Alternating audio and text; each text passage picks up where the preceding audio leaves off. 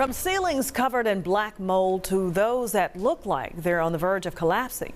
This Mid-South apartment complex is owned by the same company that runs Serenity Towers. That's where WREG has been following residents who were promised a turnaround that was never delivered. No, and in her latest investigation, Chief Consumer Investigator Zanetta Lowe digs deeper into the company in charge and discovered how its troubles extend far beyond Memphis. It's nearly 5 miles away. Tell me where you're headed this morning. Up to Corvus. But a walk 71-year-old Robert Nichols takes pride in making. I can get the hill in 5 minutes. It's part of the reason Nichols moved to Serenity Towers 11 years ago. Nestled in the University of Memphis area, the taxpayer senior high-rise offers affordability and accessibility. On any given day, you'll see residents, some with carts, walking up and down Highland.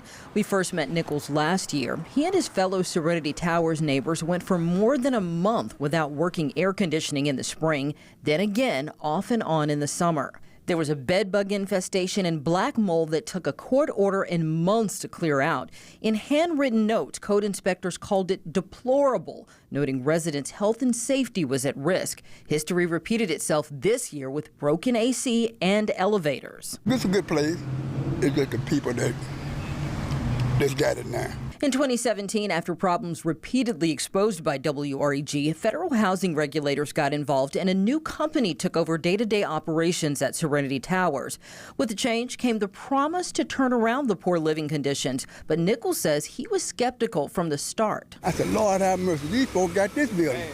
I said, please don't let them drive a building like I saw over there in Memphis Tower. And sure enough, it didn't fail. The them Nichols is referring to is Cleveland, Ohio-based Millennia, a company in the real estate, development, management, and affordable housing business. According to the latest HUD data, Millennia owns or manages more than 200 subsidized properties in some 24 states across the country, including 5 here in Memphis. Millennia already owned Memphis Towers before it took over at Serenity, Cavalier Court, Gospel Gardens, and Hope Heights. The latter 3 got new names and a facelift in the deal. Our doors are broken.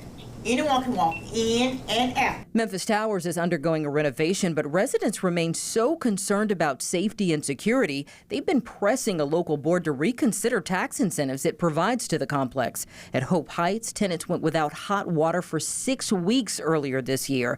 And the problems at Millennia-run properties extend far beyond Memphis. Nearly 400 miles away in Atlanta, this is what it looked like at the Forest Cove Apartments, where Millennia's renovation plans didn't pan out. Conditions were so bad, a judge condemned the property 2 years ago, ordered it shut down, then HUD yanked Millennia's contract there just a few months ago.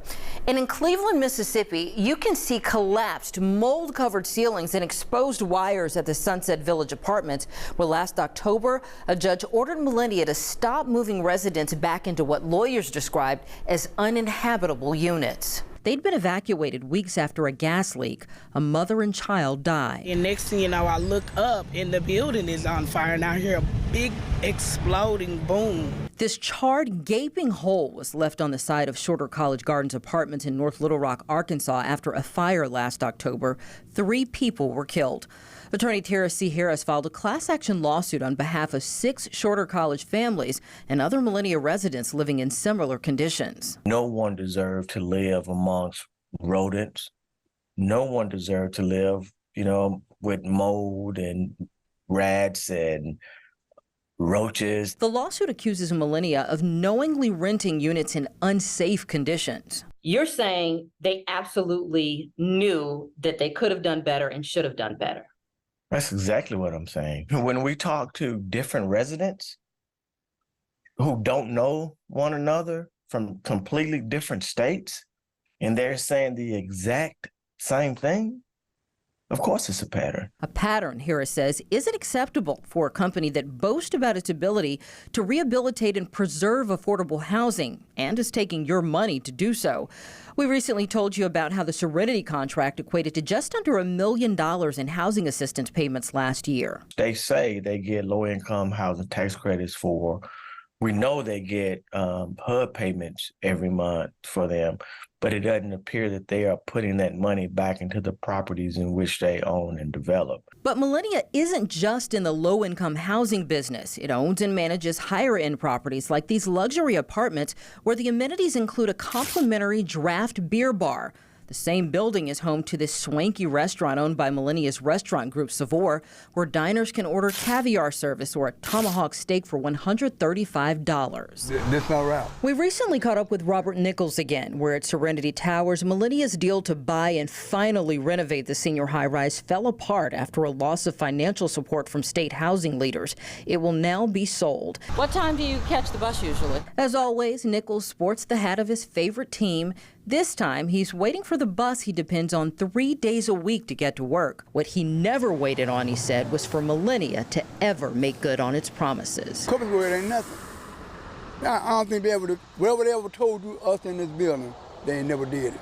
Millennia is still the property manager at Serenity, which means the company remains responsible for maintenance and keeping residents safe. We'll find out if they've corrected some of the latest problems when attorneys head back to environmental court next week. Zanetta Lowe, WREG News Channel 3. Now, we can tell you the families in Cleveland, Mississippi moved back into their apartments at Sunset Village. Some have been renovated. Millennia is tied up in a lawsuit there and other communities across the country. Now, the company still hasn't responded to our questions, but you can read more about its response to the class action right now on WREG.com.